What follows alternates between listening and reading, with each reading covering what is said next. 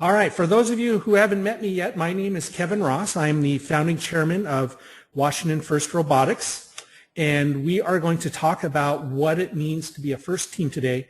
And I am starting at absolutely ground zero. I know that many of you have never even seen FIRST before, so there'll be probably 3 or 4 of these workshops, and we're going to do them all online so that teams will have an opportunity to attend them even though they live in fairly remote parts of the state of Washington. So just a little bit about my background. This is my 13th season.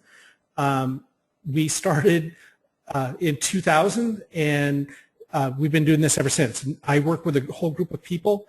We are commonly known as FirstWA. The official name is actually Washington First Robotics, and we are the ones who actually run the program in the state of Washington. So welcome. I know that a lot of you are new to this and are going to have a great time with it. So I'm going to start off by showing you the quick agenda for the day. So sort of the topics that we're going to do today is I'm going to explain to you who is who, so you know kind of where to direct your questions and such. I want to introduce you a little bit to the FRC Culture, and the FRC Culture is a really awesome one, and we'll talk a bit about that.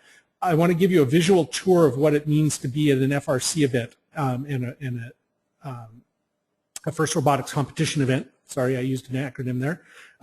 We'll talk about places, the primary sources that you'll have for information. I'm also going to talk about the calendar that for the season and show you where to find some stuff, and then give you some ideas on how you can prepare your team to compete with us. So let me start out with the sort of at the grossest scale, sort of who is who. We are, FIRST is actually an international organization, but we always refer to it as national. FIRST itself is based in New Hampshire, all the way over on the other side of the country. And it's they're in a building over there. There's maybe 45 or 50 people that actually work there at FIRST. There's another 45 or so contract employees distributed around the country, but it's not a large, throbbing corporate entity somewhere. It's really a relatively small group of people. They run 4 programs. I forgot my program one. Well, okay, so there are 4 programs that are being run. One's called Junior First Lego League. That's for 6 to 9-year-olds. There's the First Lego League for 9 to 14-year-olds. Another one called the First Tech Challenge, and that's for middle school and high schoolers. And then the First Robotics Competition, and that's the one that we're talking about today, and the one that you guys are signed up for, and that is aimed squarely at high school students. So I'm showing you this because there are actually 2 groups. There's FIRST, and then there's FirstWA.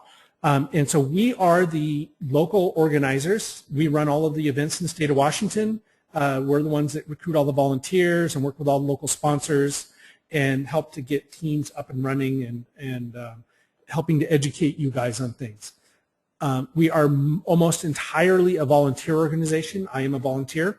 There are 1 or 2 paid staff people, but for the most part, we have about 950 volunteers that help us run this whole thing. So in general, if you want to talk to somebody about money, payments, registrations, rules, those sorts of things, you actually need to talk to New Hampshire. And if you want to find out about anything that we're doing locally, about how the contest is going to run, if you have technical questions, if you have needs to find parts or whatever, you can rely on all of the local people. So I hope that sort of clears up a little bit. Now, the really confusing thing is that FIRST has a website, and Washington First Robotics also has a website, and they're different. So if we don't share login information or anything, so if you're finding that you're unable to log in, that's more than likely what it is you've gone to the other website. TIMS and all of the things that you have to do to register your team is all handled out of New Hampshire, and our site is much smaller than that. Okay, hopefully that made a little bit of sense. I'm going to take a couple of minutes and talk to you about the really cool part of FIRST, and that's our culture. We are a group who are fairly uniformly united behind science and technology and teamwork, and this is a team-based sport. We expect you guys to work together as a team. The difference between FIRST and other sports is this thing called gracious professionalism. The reality is that we celebrate teams who work really well together and can treat each other with respect, not only on your team, but also treating other teams with respect and being very helpful to them. Where that really shows itself is in the fact that even though you are a new team or rookie team, you can rely on other teams in your area or even other teams across the state to really help you figure out how to build your robot. It is not unheard of for for teams to drive an incredible distance to go help another team for a few hours. We've seen this before. We've had teams drive from Tacoma to Gig Harbor. We've had, from Tacoma to Bellingham.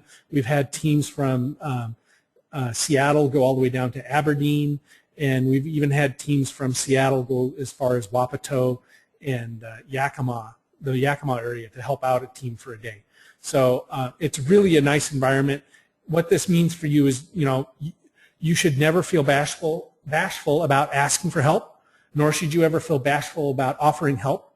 We've most of the teams have been through a rookie year or two, and this is all new stuff. This is stuff that you don't know how to deal with yet, and so we're here to help. Okay. The other cool thing about the FIRST culture is, unlike traditional sports where you have to sort of try out for the team, and if you're no good at it, you don't get in. We really want you to encourage new students to be involved.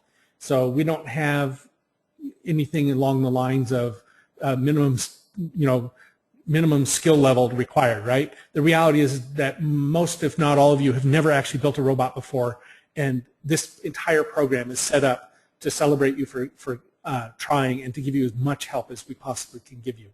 All right? So the culture is really awesome. Everybody is here to be your friend, and it sort of permeates how FIRST works. And in fact, actually, there are a bunch of awards that you can go after in FIRST, and the biggest award, it's called the Chairman's Award, and the Chairman's Award has absolutely nothing to do with your robot. It is entirely how gracious and professional you are, your community outreach, how you are working together as a team to accomplish cool things, how you're doing things in the community to get others excited about science and technology. So really, we actually do reward teams for being gracious and professional. Okay. That wasn't so bad. So there's sort of the high-level stuff. Now I'm going to knock down one level, and let me show you what an event looks like. This is a FRC regional event. This is from Seattle in 2012. Turns out this is the largest regional event in the world. There are 100 teams out there. Everybody got a 10-foot by 10-foot pit space. We actually had two fields. There's a play field over here on the right, and there's another one just over here on the left. So we were doing double fields for a couple of years. We're going to drop down to a single field this year in Seattle. But anyway, as you can see, we try and put on a really big show for you guys, and I think that you'll be happy. This year we have an event in Seattle. We also have events in Ellensburg at Central Washington University. We have an event in Spokane at Eastern Washington University in Cheney. And then there's another a big event that's in Portland. And you'll see that our FIRST community actually extends way down into Oregon. So we're all just sort of one big happy family. So there are our volunteers will basically do 4 or 5 events this year. So pretty cool. So what is it? So let's get a little closer. The field that you're going to be playing on, this is last year's game, by the way. The field you're going to be playing on is about 54 feet by 27 feet. We'll give you all the dimensions. You don't need to write any of that down. But you can see there are 6 robots on the field at a time, and they're working together in groups. So there's the Red Alliance and the Blue Alliance. So you're looking here, this is the Blue Alliance, you can see the blue lights up here, and they're playing the Red Alliance, who are driving down here. The robots themselves are, they run in two modes. One of them is called teleoperated mode, where you're actually driving it with joysticks and stuff. And the other mode is called autonomous mode. And in autonomous mode, you're going to program this robot to use whatever sensors or information it can to play the game for about 15-20 seconds at the beginning. Then you switch over to this teleoperated mode. Okay. As you can see, we have referees. This is actually a pretty high-tech deal. The game's usually played on carpet, and for safety, you can see up here everybody's playing behind this bulletproof glass. It's called Lexan polycarbonate, and you can see, the robots are actually pretty big. So this particular game was kind of like a basketball game, and it was a great deal of fun to play and a great deal of fun to build a robot to play. So that's sort of what it looks like around the field. And this is a big deal. The teams are actually pretty big in FIRST. We have a couple of teams that are pushing 70, 80 people. Last year we had one team that started with 96 people. That's a lot. So you see things in the stands. It's real common for teams to have a shirt, and they'll usually go for the loudest color they can just to find things. But it's kind of nice to be able to find your team or amongst all of the others. There's a lot of cheering. There's a lot of carrying on up in the stands. We have a couple of ceremonies during the day. You can see that everybody's sort of here listening to the guest speaker. This guy, we don't see him every time, but last year, this guy here, that's Dean Kamen. He's the guy who founded this. He's otherwise known as one of the premier inventors in our country. He's done everything from biomedical equipment, such as the intravenous drip pumps. He did some work on heart stents. He's built wheelchairs. He's also known as the guy who designed the Segway human transporter. He's kind of an interesting fellow. Okay, and then of course we have an award ceremony because this is all about students. So we absolutely celebrate you guys for doing this. Okay. So that's sort of what the stands sort of look like. There's a pit area, and I guess these aren't the best pictures, but everybody gets like about a 10-foot by 10-foot pit area, and they sort of set it up like a trade booth almost. So you can see, teams are very well festooned. That's the governor of the state of Washington, by the way. She was a Auburn alumni. So this is the Auburn team. And you can see, teams are handing stuff out. They've got a lot of sort of decorations going. A lot of teams end up theming themselves. So you might pick a team mascot or a theme for your team. We've got everything from Poker Robotics here. The Rosalia team is all decked out in John Deere garb. There's the Skunk Works from Aviation High School. You'll see pictures of them coming up. They have sort of this black and white theme going on. So teams like to brand themselves, and that's kind of a cool and fun part of the contest. And it's actually rather important because turns out you really want to have your team be noticed because of how the game works. So team branding and stuff sort of makes it fun and sort of adds that whole team bonding experience. Okay. Let's look at the robot a little closer up at the robots. These are some of the robots from last year's game. You can see that they all have a similar bumper mechanism because those are required. But then the details of exactly how the robots work and operate can vary quite wildly. Actually, you can see that if you remember the game was there were these basketballs. You can see the basketballs in the upper left up here. So teams need to be able to pick those basketballs up. So that's what this team built a little mechanism to pick up basketballs, drop them in a shooter, and then send them out. You look over here at 13-18. They actually are driving on the short side. So their ball collector is actually on the skinny side, and so they elected to be wide rather than long. So there are various reasons. What the game is this year, we have no idea. I'll talk about that in just a sec. But the reality is that each team has a unique design. There are some required elements, but then it's up to you to come up with your own mechanism. The games, if you noticed out on the field in one of those pictures, there was a ramp out on the field. This is actually a teeter-totter. And you got a lot of, and if you could balance yourself on the teeter-totter, and actually these two are actually from different alliances. This is the Blue Alliance and the Red Alliance and Blue Alliance. Those are the two teams that are playing on the field. And the center ramp, you actually got up there and you had to balance with your opponent. And if you did that, you got a cooperation points, and it helped you in the game. Okay. So you can also see that teams not only have built unique robots, but they oftentimes brand themselves based on whatever strikes their fancy. We'll start over here on the right-hand side. You can see the blue shirts with the yellow ties. That's Issaquah Robotics.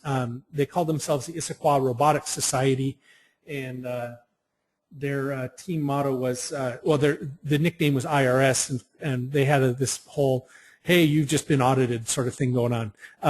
You can see 4077, if you were into old television shows, MASH, 4077 was the unit number off of MASH. It was an old TV show, and so they sort of went with that theme. You can see this is Newport back here in the red. The black and gold is Tahoma High School in Covington. You see the guy back here with the mohawk and the blue and the orange. That's Team 360. They're from Tacoma. So there's a lot of room for creativity. So there you have it. Now notice everybody's got a team number. You probably also have a team number. That's a permanent number. You're going to keep that forever. In general, the lower the team number, the longer the team has been around. So 4077 would have been a rookie team last year. So was 4205. They were also a rookie team last year. 1318 has been around for about 6 or 7 years. Team 360 has been around since the year 1999. The reason I'm telling you this is that if in general, and it's not always the case, but in general, the lower number of teams have a bit more experience. So, if you're really looking for help on something arcane, you might try some of the lower team numbers like 360 or 488 or whatever. Okay. How am I doing? So that was the overview, and I'm going to, if you guys have any questions so far, feel free to jump in. And Peter Cook, I am about to unmute you, and there's a little microphone button there. I'll let you run your own. Do you have a microphone? Hi, Peter. Hi, I'm on the phone, so I've got a. Oh, you're on the phone. Okay. Microphone equivalent. All right. Cool. So let's move on. So now you've got sort of an inkling of what an event sort of looks like and some of the cool stuff you need to think about. Hopefully your teams are going to be thinking along the lines of how are we going to look cool, because that's a good thing. Let me tell you about the basic sources of information that you can rely on. There are there are two big ones for you. The first one is this US First website, and I clicked on it and it should open. Oh, it opened it over here. Hang on a sec. I'm going to move this over. So this is the US First website, and I know that your screens aren't as big as mine, so I'm going to enlarge this a little bit. There we go. Okay. Oh, by the way, right here on the front page, that's that team is from Tacoma. That's this is Soda. So anyway, I always like to point that out. You can see there's Junior First Lego League, First Lego League, FTC, and FRC. Your program is actually this FRC button. So if you click on that, you can always click on that at the top and it'll take you right to it. I guess I already had some things that you should know about as you poke around on here. The first one is there's a season calendar, and this has got all the deadlines and stuff that you need to know about. So I highly recommend checking that out. And this is team members, mentors, everybody should be able to go up here and poke around on this website. Okay, so you can find things out about the calendar. It's got all of the deadlines that you need to know about are up here. For example, tomorrow there's an Ask an Expert call about how to get technical assistance. Might be worth somebody tuning in on. There's another one the following week about, well, this might not be so interesting for you because you don't know anything about the control system. So anyway, you can kind of keep an eye on the calendar, see what's supposed to happen. You can also put it in list view, which is actually kind of convenient. Then you can just sort of read down the list of things that are coming up. Okay, so that's pretty straightforward. You can find out a lot of information about kickoffs and where the various events are and what community events are happening. If you haven't registered or if you need to go to the registration stuff, that's up here. Students, you will be asked to go to this thing called Stims, and so put that on your list of things to do soon. Basically, what you're doing is you're going to send your parents an email, and they will electronically sign a consent form that allows you to play in the game. If your folks don't have email, and that's fine, there is a paper version of it, but if they are email aware, Stims just makes life a lot easier.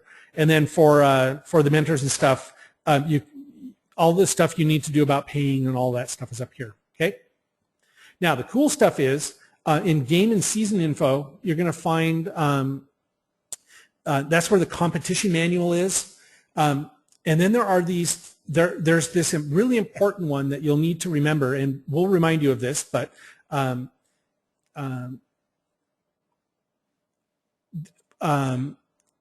team updates section will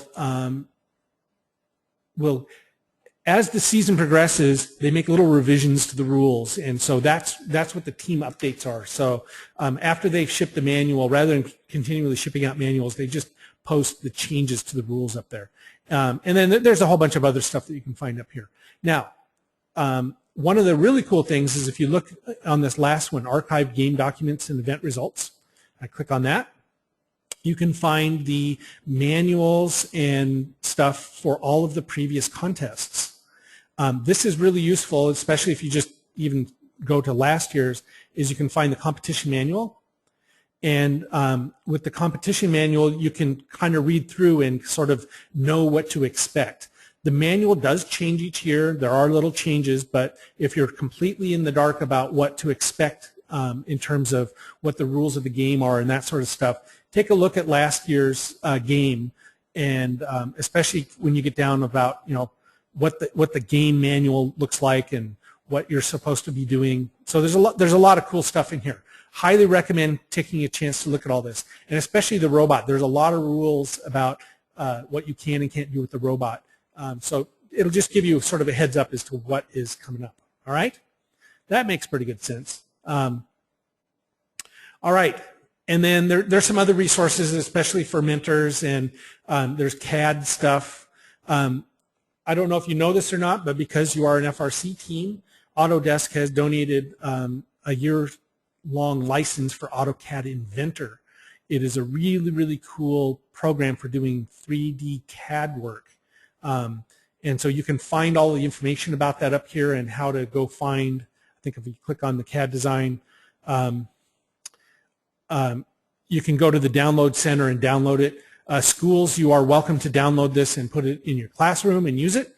They're pretty good about it. So you get Inventor and 3ds Studio Max and Maya. Sketchbook, some people like to use it, I don't. But Inventor, this is like $7,500 worth of software just right there. So it's actually a pretty good deal. There's another company that's called PTC. They have competing products, and you're welcome to use that as well. I'd love to see somebody figure out how to use Windchill. It's sort of a project management thing. Okay, anyway, so there's software that you can download now and play with. I think it's a great thing to play with sort of preseason. All right. There you go. And then there's a whole bunch of other stuff if you need like logos and stuff. Everything you need to do a first team is up here. Some of this, you got to kind of poke around. Some of this stuff is really buried. But, you know, poke around in there. All right? That is one of the primary sources that you have. Now, another primary source of information is going to be this website. This is our website. And you can find information on all of our programs up here. The FRC one, I apologize, I'm still working on things. I haven't gotten the team map updated yet, but anyway, you can find out a lot of information about what's going on here. Other things on here, we have teams that are doing things already. If you want to see what some of the other teams are up to, that you can check out the team news section. You know, you click on one of these. This is actually brand new. I haven't seen this one yet, but they'll show you the sort of activities. They were doing some community outreach stuff and posted pictures of it. So I won't spend too much time on that, but you can check that out. Also up here is the calendar of events. And this is real useful if you're wondering, oh, I heard there was some workshop coming up or, you know, something happening. Like, for example, here's the one you're currently doing. Here's the DigiPen workshop that's happening on Saturday, and then all of the other events. Now, remember I was telling you that you're in FRC. So there's FRC, and sorry, it keeps popping up there. You can see there's an FRC logo, an FLL logo, and down here is the FTC logo. And if you keep coming down, there's going to be a JFLO logo somewhere. Anyway, so these logos, that'll tell you which program this calendar item applies to.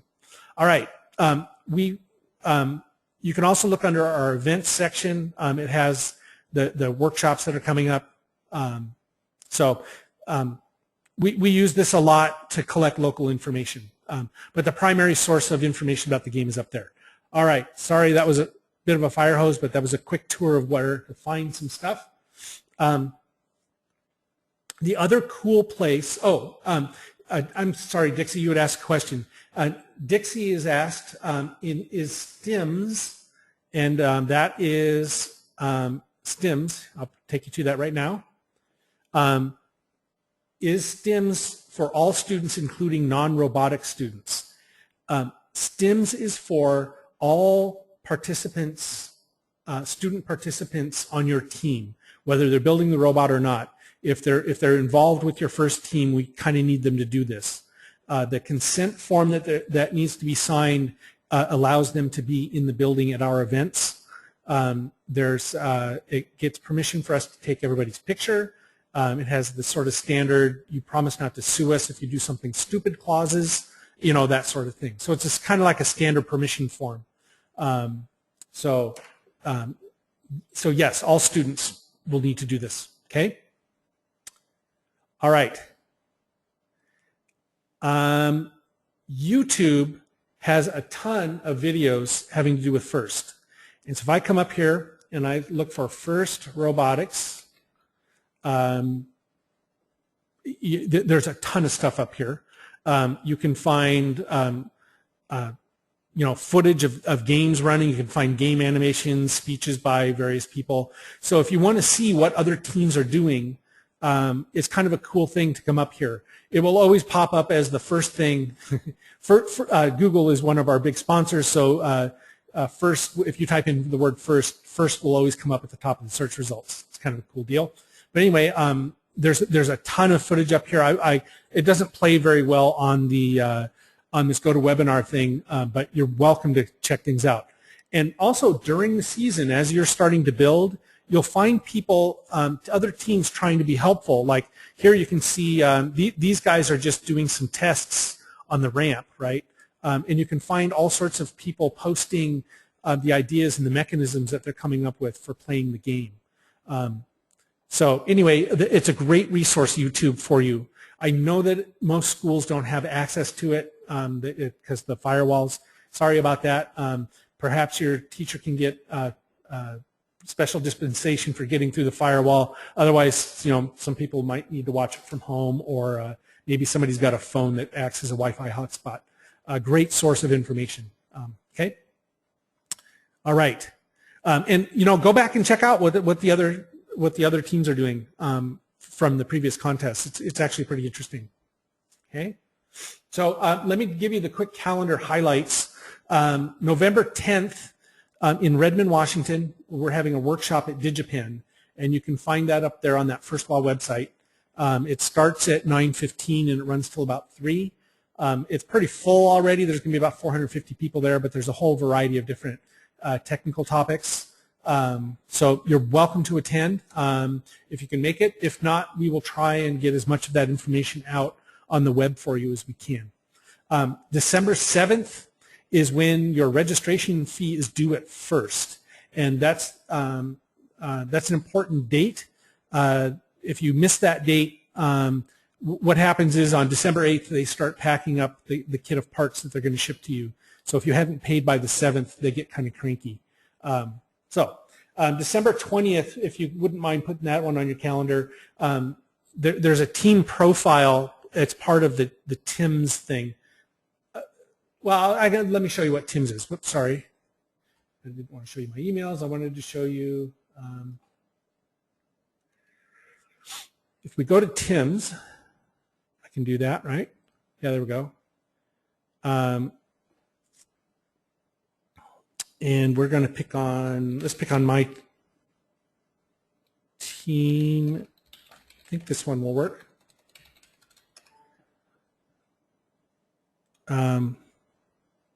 So this is the registration system for registering your first team. I've done just a temporary team so that I can show people things.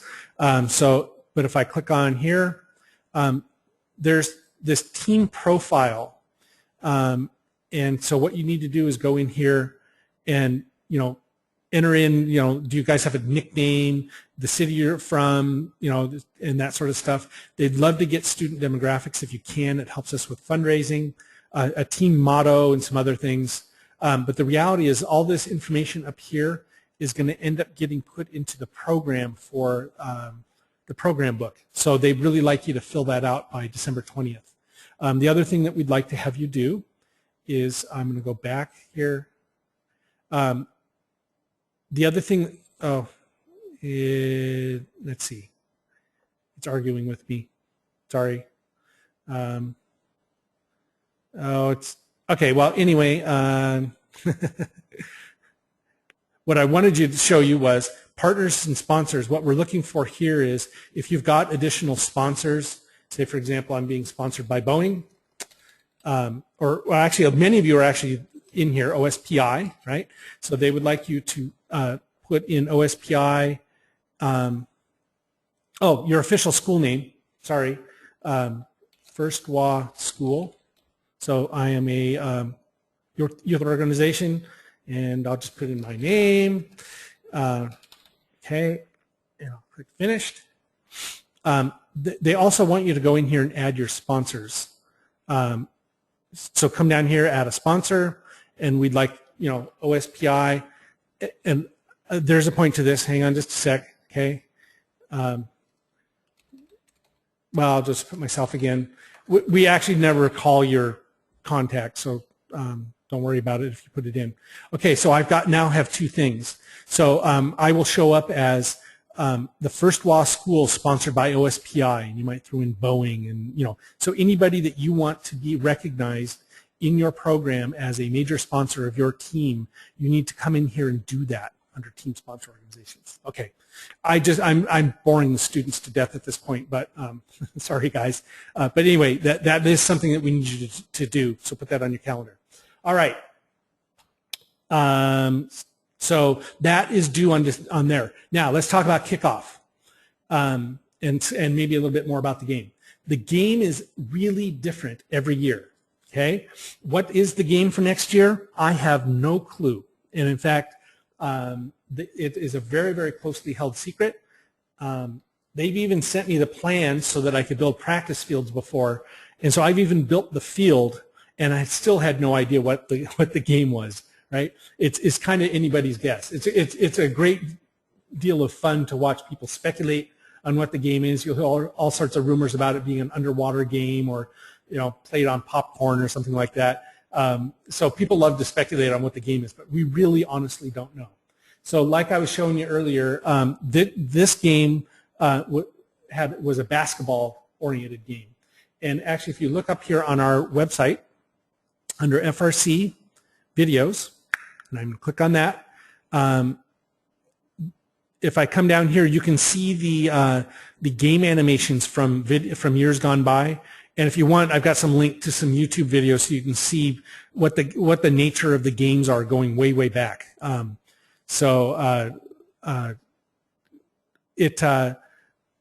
just gives you a feel for what sort of games we've played in the past.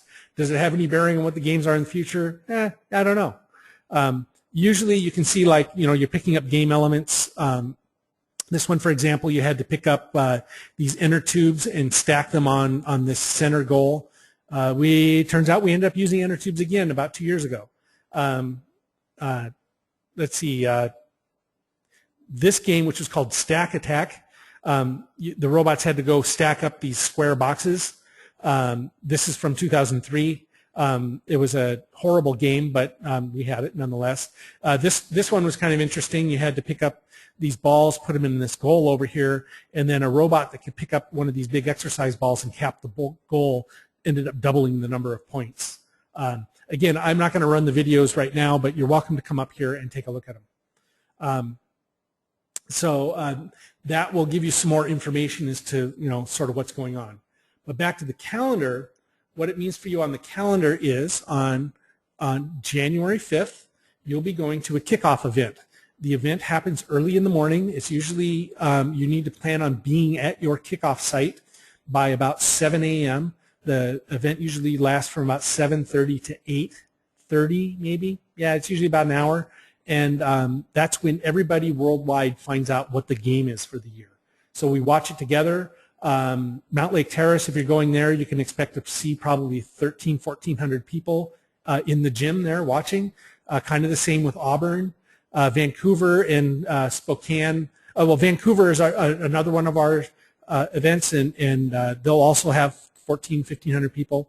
Spokane is actually going to run theirs a little bit later. They're usually concerned about the amount of ice in the area. And then there's another kickoff event in Wapato, and those have a little bit different schedules. But it's a great deal of fun, and so you get to see what the game is. You'll get to talk to other teams afterwards, find out what they're sort of thinking. And for most of the events, if you plan on staying afterwards, they will likely do a robot build session. We'll take the kit of parts that we're going to give you that day and try and build a robot on January 5th. It'll mostly just be putting something together to try and make it roll and move around. You'll go home and change it drastically, but we just want to show you how all the parts fit together. I forgot to show you the kit of parts. I was going to put a picture into that. On January 5th, you're going to end up taking home the kit of parts. The kit of parts are 2 big shipping bus tubs, and they weigh about 70 pounds each, and they're full of motors and computers and controllers and batteries and all sorts of really strange stuff. And that is the boxes are really expensive, actually. If you were to buy all that stuff, I think it comes out to about $16,000 or $17,000. And you can see and so it gives you all of the basic required parts that we give you, and then you'll need to be able to add to that whatever aluminum contraption you want to build, or belts, gears, and those sorts of things. So you guys will come up with designs. You'll try things out, and you'll end up putting some of this stuff together. Some teams have access to really sophisticated equipment. Other teams have access to a drill motor and a physics lab. I mean, they're kind of all over the board. But there have been extremely respectable robots out there as rookie teams with nothing more than power drills and some good creativity. Okay. So not only at kickoff, not only are we going to tell you what the game is, that's where you get your kit of parts. Kickoff is mandatory because, well, it's as good as mandatory. So at least 3 or 4 people from your team need to go to this. It's on a Saturday morning, and trust me, the whole team should go. It's really one of the highlights of the year. Okay. from January 5th, as soon as you see the game, you have until, I believe, midnight on February 19th to build your robot. And at the end of February 19th, somewhere around 11:55, if you're like most teams, you're going to put your robot in a bag. And you're going to put a security seal on it. It's a big, heavy plastic bag, and there's a security tag, and then some school official needs to sign it. Or some, or mentors or whoever. But the idea is that we're trusting you to be gracious and professional and ethical and actually do stop building them, okay? And then the competitions themselves, the first one is Central Washington University, and that it nominally starts on March 20th and runs through the weekend. The next week it will be Seattle. The following week will be Spokane. If you're going to Portland, that is actually 2 weeks prior. That'll be on, I think it's March 5th or something like that, okay? So this is a really gross calendar, and there are all sorts of other things that we're going to throw in there at you over the course of the season. Okay. The first week or two of this thing, the first week after build season, and you should plan on meeting like 2 or 3 times a week. A lot of teams do fine with like 2 4-hour meetings a week. Some teams will do 3. Some teams will do 3 times, maybe 3 or 4 hours. It's going to be completely up to you guys to figure that out. Mark has asked a very good question. Why is the cutoff for building the robot almost a month prior to the competition? Great question.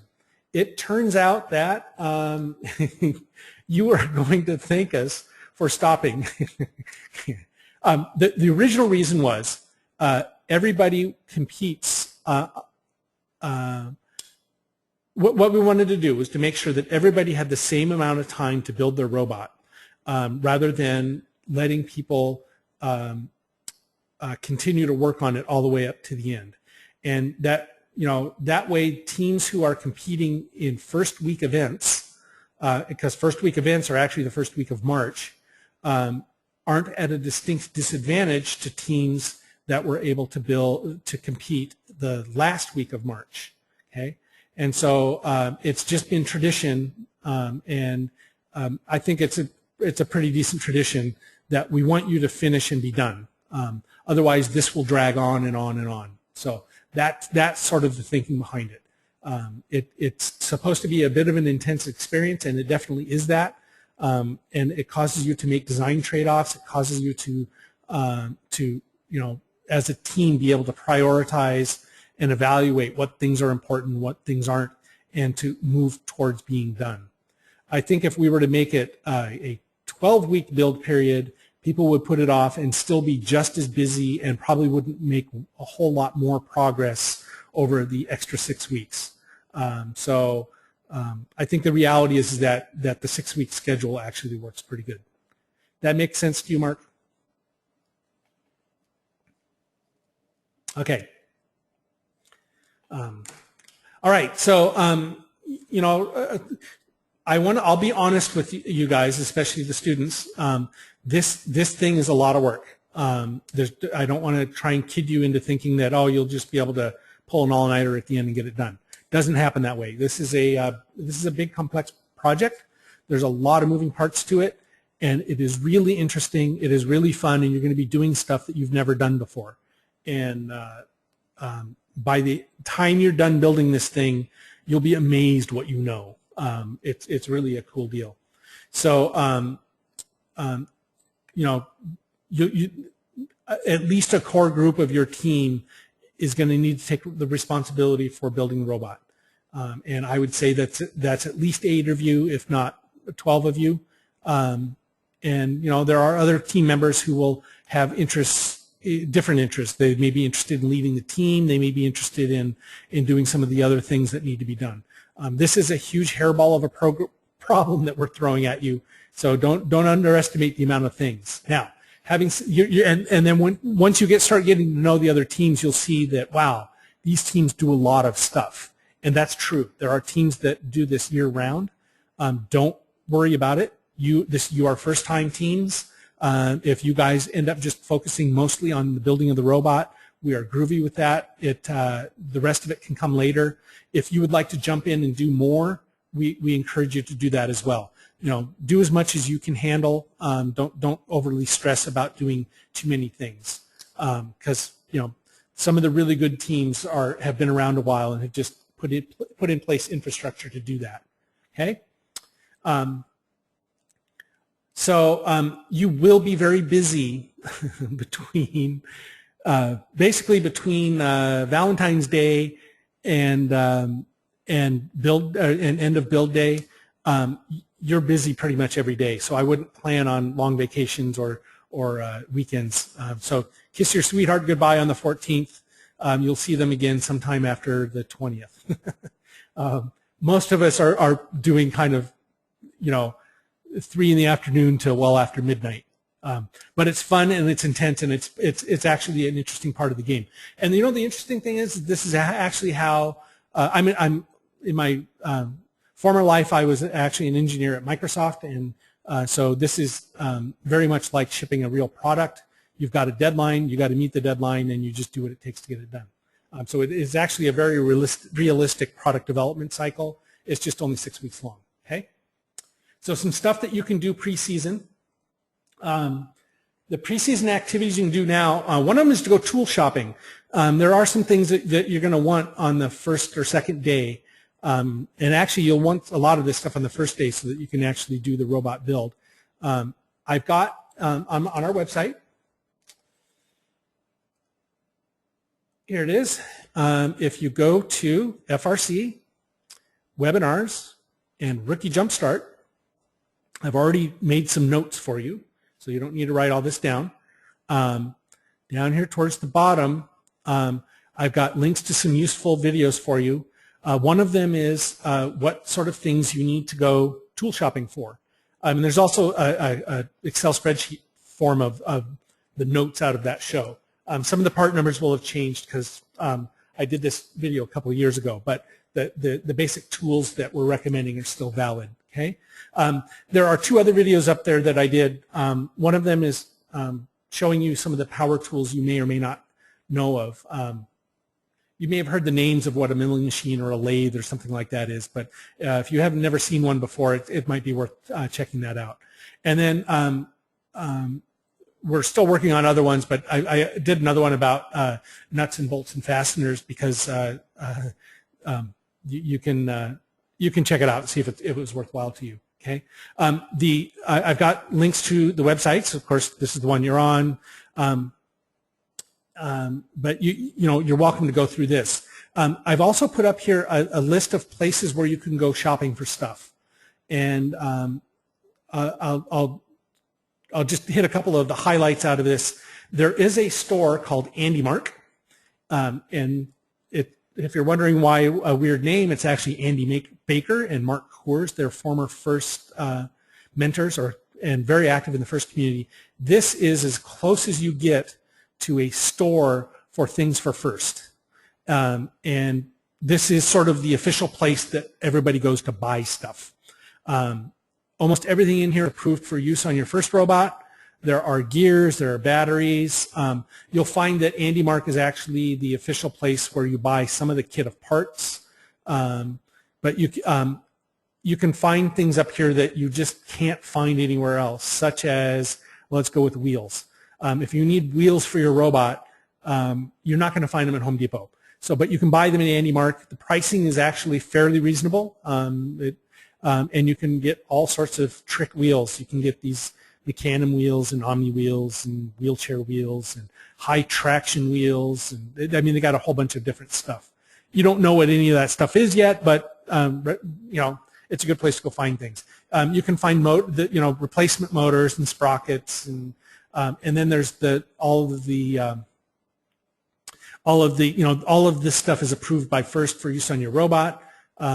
Some of this, if you're spending, I don't know. I have mixed emotions about all of this stuff that gets really expensive. You don't really need to go that way. They have really cool drive modules like this thing, right? And so, but it's like $400 for this thing, which is too expensive. So don't buy that. So anyway, there you go. That's sort of the official store of FIRST. And then there's a bunch of other stuff on here, and some of the tool shopping is done there. And then I've got pictures. If you were to go to Home Depot, I went on Sunday and took some pictures, and I put those up here. So if you're looking for specific things that you need to buy, you can take a look through here and see if any of this makes sense. The one important thing I will tell you though is you need a good drill, and something like one of these DeWalt drills or maybe this Nikita drill over here. This just makes a lot of sense for your team to go ahead and own.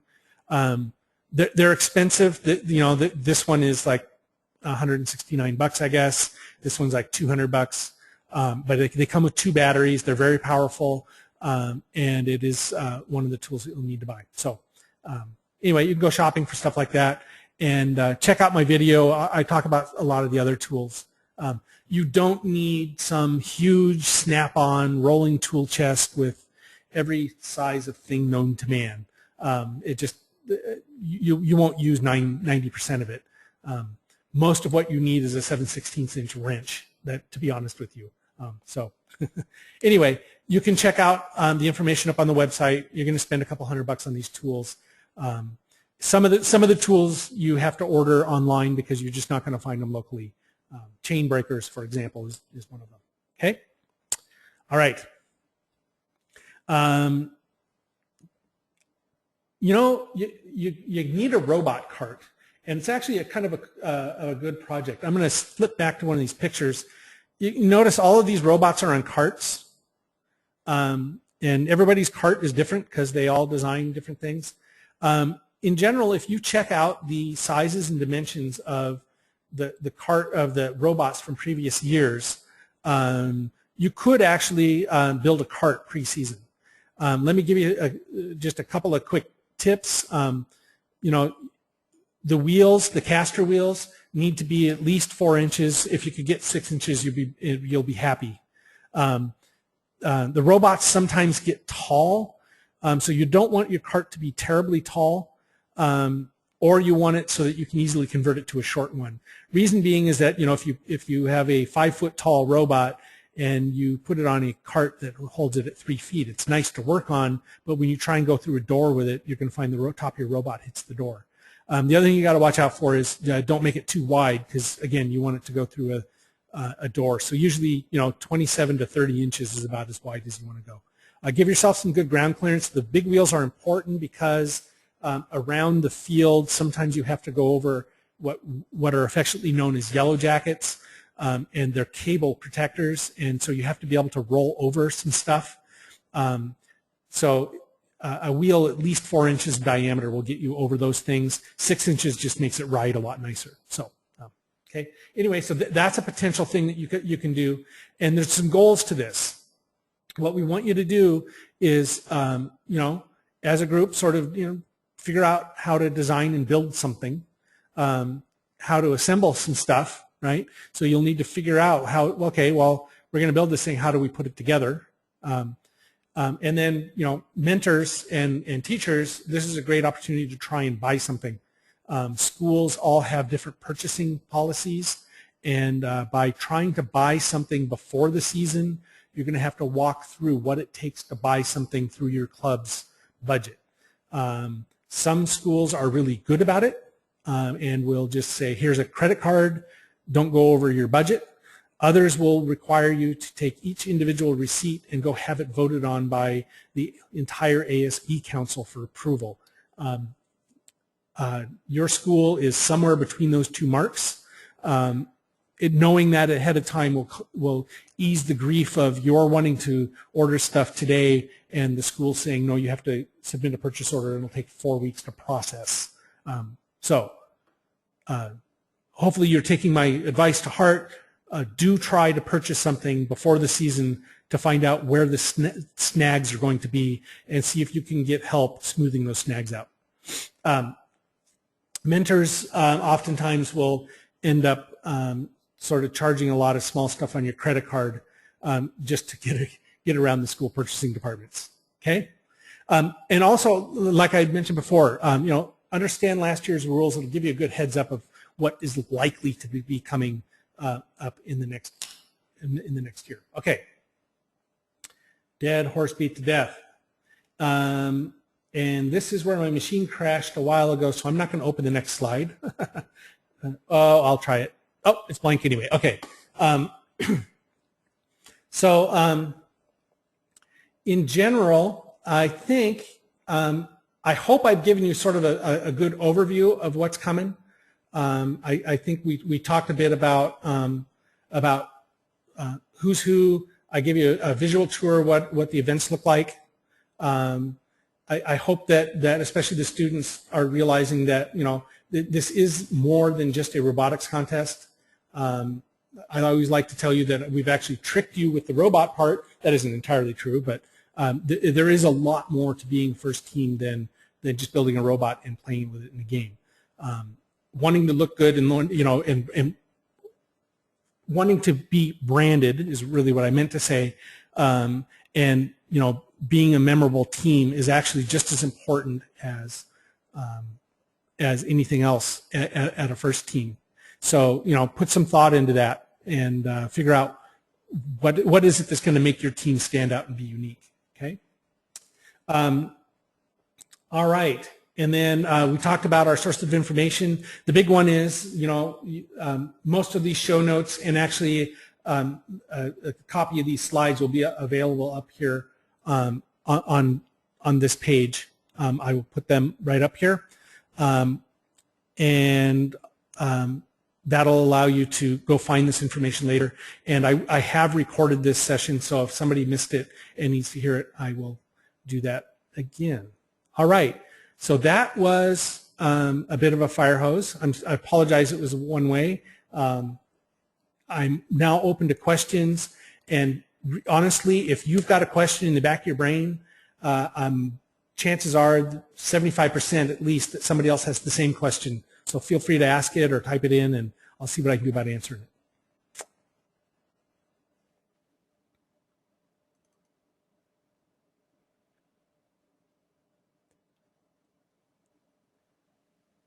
No questions. Oh, Peter, somehow you raised your hand. Yeah, somehow. Yeah, I had a question. We're thinking of building some kind of a test bed to get people practicing with different aspects of the kit, and we're trying to put together and trying to order major pieces of a kit of parts in order to do that. Yeah. Can we just talk to Andy Mark about that, or how do we go about that?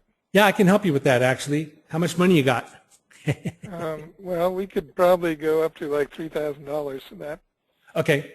And I asked that for a very good reason, because if you come up here and you look under control systems, they have, hang on a sec. Let's see. Give me one sec here. They had a kit. A lot of teams will actually build 2 robots and or build a test bed kit. Oh, here we go. Oh, it's out of stock. Dang. Okay. Hang on a sec. There may be one more chance at it on the other page. See, the real kit of parts has all of this sort of stuff. Power distribution boards, digital sidecars, all the rest of that. And at the end of last year, they had a really nice setup where you could just order the whole thing. And we did that. My team did that. And let me try this page to see if it's here. I'm not seeing it. Usually it was right up top. And it was like $1,200, but it was basically another kit of parts. Right. Did you see anything like that when you were groping around?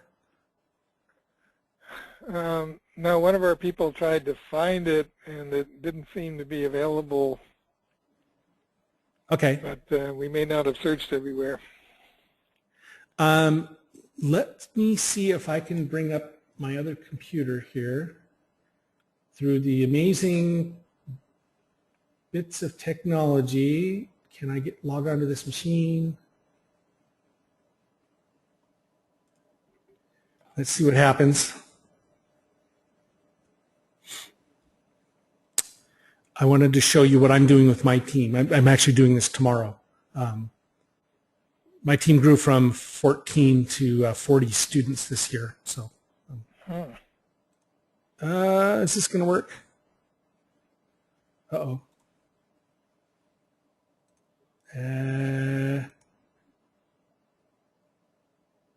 Come on. It's unhappy. Okay, well, if you remember, what I have is I have a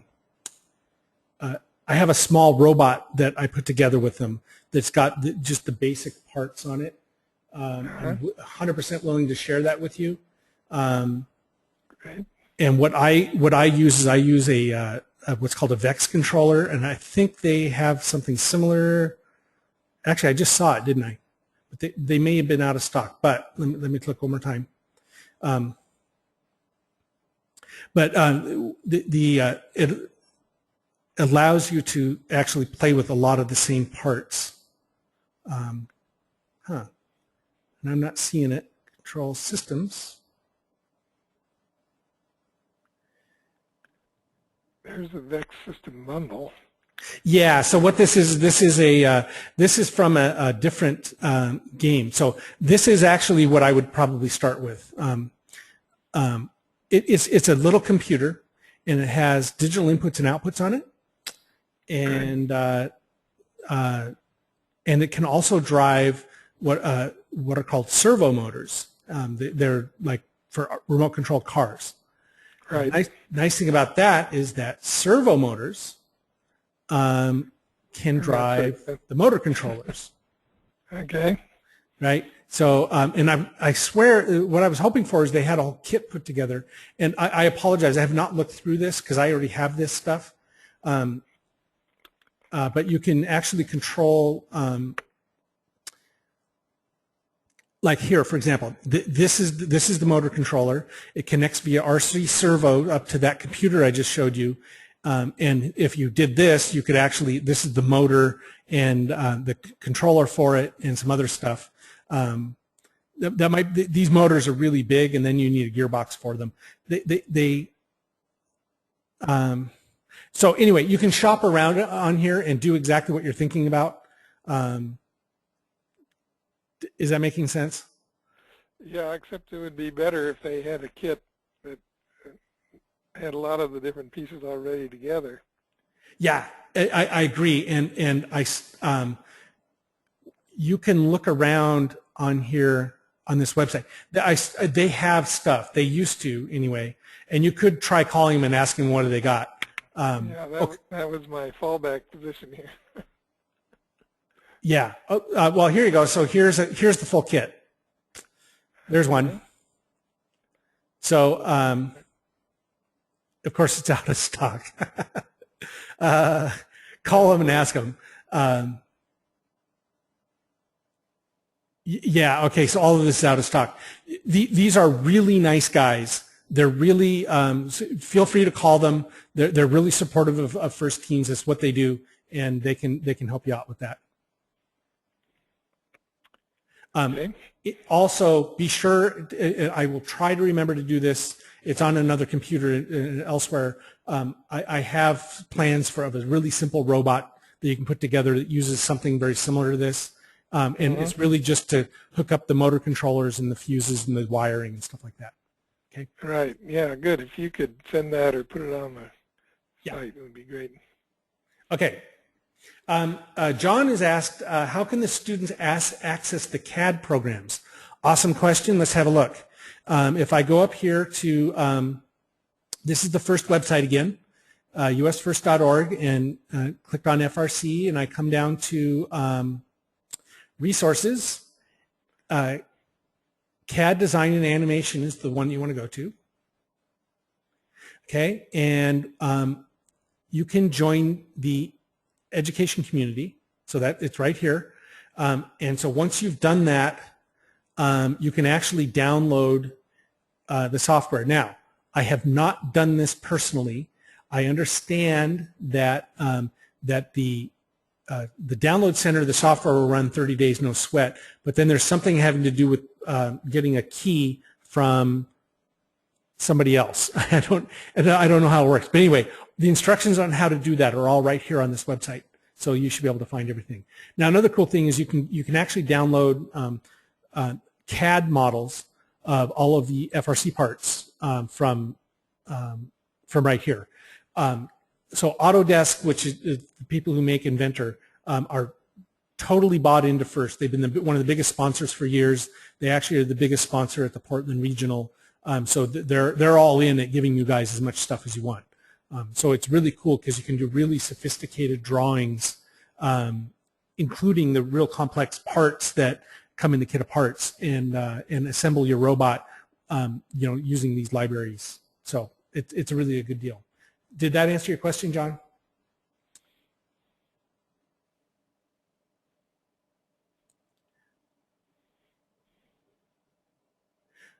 Okay, so that's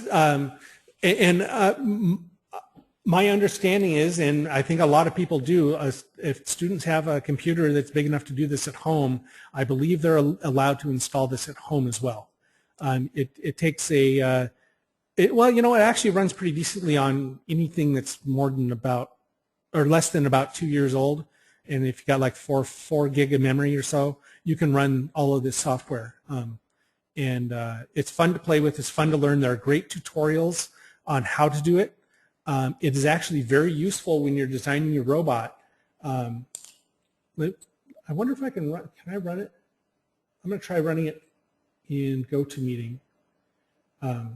So this will either be an impressive demonstration, or I'm probably going to crash GoToMeeting by running Inventor. I'll let you know in just a sec. It takes a little bit of time to start up here. It's really a nice way to learn how to prototype things virtually, because you can create the parts in 3 dimensions and figure out where you've got 3-dimensional issues when you're designing something. You can also make parts move, so you can, if you have a lever arm or something, and it's also really useful for figuring out the exact dimensions that you really need for a part. So I highly recommend doing that. So I am about to, I think I have, what do I got? I do most of my work down on another computer, but I'm pretty sure we've got some stuff on here. I'm looking.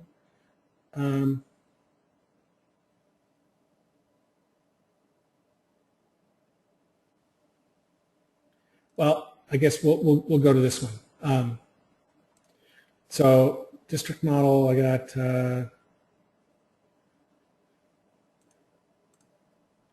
Well, this isn't 100% what I wanted to show you, but just as for example, and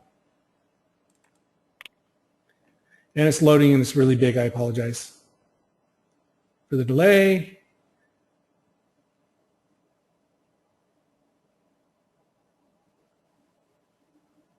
Okay, so this is AutoCAD Inventor, and so this is actually the FRC field. I'm doing some stuff researching how we're going to change next year.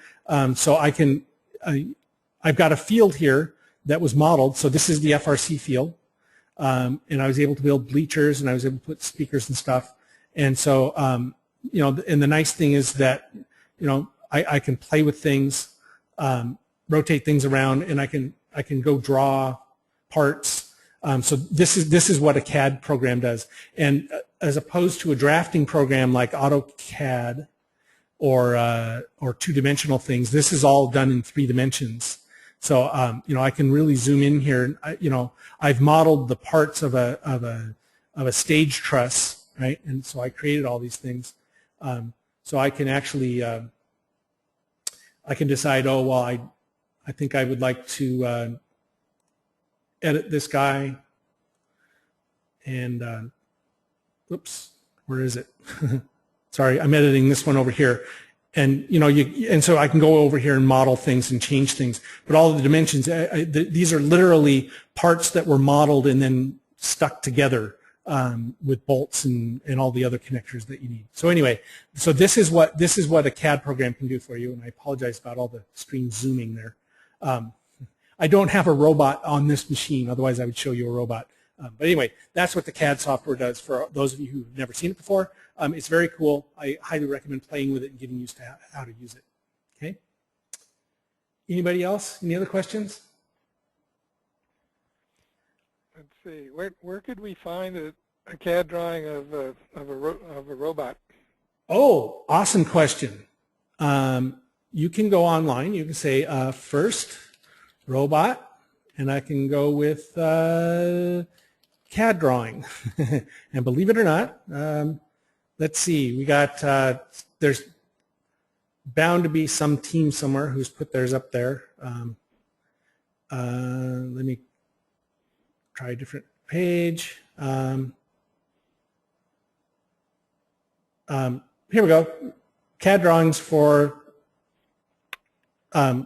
somebody else's robot. So here's one, and I'm wondering, I'm not sure whether they'll allow you to download the thing, but you can see, these are these are not photographs, right? This team actually sat down and built the drive wheel assembly virtually, and then did a nice picture of it. In fact, but it's probably almost identical to what it looks like, right?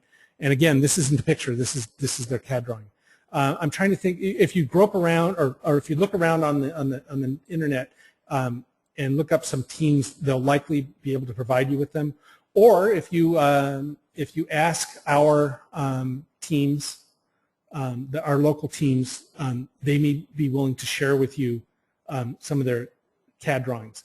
I'm certainly willing to share. I'm certainly willing to share some of my drawings. Problem is that it isn't a file. It's like an entire directory of files with links to things. So, but if you look around, you'll find some people who've packaged it all up and sent it out. Does that make sense? Yeah. Okay. Oh, you're wondering where are the other teams you'd like to know? If you go up here. And I'm updating this afternoon, so this will get refreshed. Here are where the teams are in Washington State. And yours may or may not be on here yet. So if you're wondering, where are the other teams, there are now 110 registered teams. You're likely one of them. And if you are wondering, hey, is there a team in Duval? Well, yes, there is. I can click on it here. There's the team number, the team, who to contact, and there should be an email address down there. And so you'll be able to find a whole lot of teams. And if you were to say, oh, I'm in Tacoma and I would like to find a team, but I can't, which one should I choose? You might try clicking on a few of these. There's Wilson High School, there's Mount Tahoma, but then I'm realizing, oh, hey, the lowest team number is 360. That's probably a more experienced team. They may be able to help me a little bit better. So I think generally any team number below about 3,300 ought to be able to help you out, or they'll know somebody who can. Teams above about 4,100 are brand new.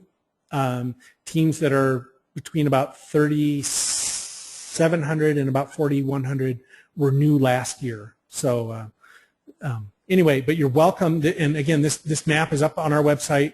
You're welcome to go check it out and contact these folks. They're all some are more responsive than others. They're all very nice. Okay, does that make sense? Well, there you go. I think we'll probably wrap it up then if there aren't any other questions. Do we need to, now, I am willing to do the next level down, which would be a webinar about other things. I can either go technical on you. We could talk about robot designs and and how all of these parts fit together. We can do a session about soft skills, about teamwork, about ways of setting up a process for you to work together. I'm also willing to do a webinar more geared towards mentors. I'm also willing to do one more geared towards students. I'm open. I'm here to help you guys out. So let me know. In fact, actually, if anybody if you'd like to do this again next Tuesday, he says without looking at his calendar, yeah, if you would like to do something more in depth next Tuesday, we can schedule that right now if you guys are interested, or if like Linda, would your team like to do something again next Tuesday?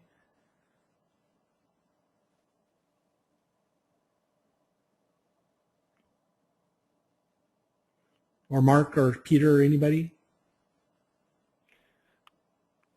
Yeah, I'd like to have a session that deals with how to do the design phase.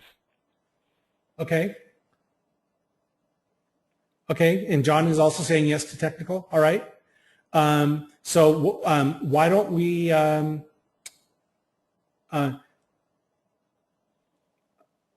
hang on a second, I've got a whole things coming in. I'm most concerned about software, how to use the computer to control the robot. That's something going to be taught over a webinar. Okay. And I know that Dixie was not available. And, however, I will record all of these. And so your team will be able to listen in on them. Is 3 o'clock next Tuesday for pretty much the same time schedule we have now? Does that work for everybody? I'd say it would be better to be a little bit earlier for me. Then I could bring in Randy Steele, who's doing some FLL stuff at 2:45. Okay.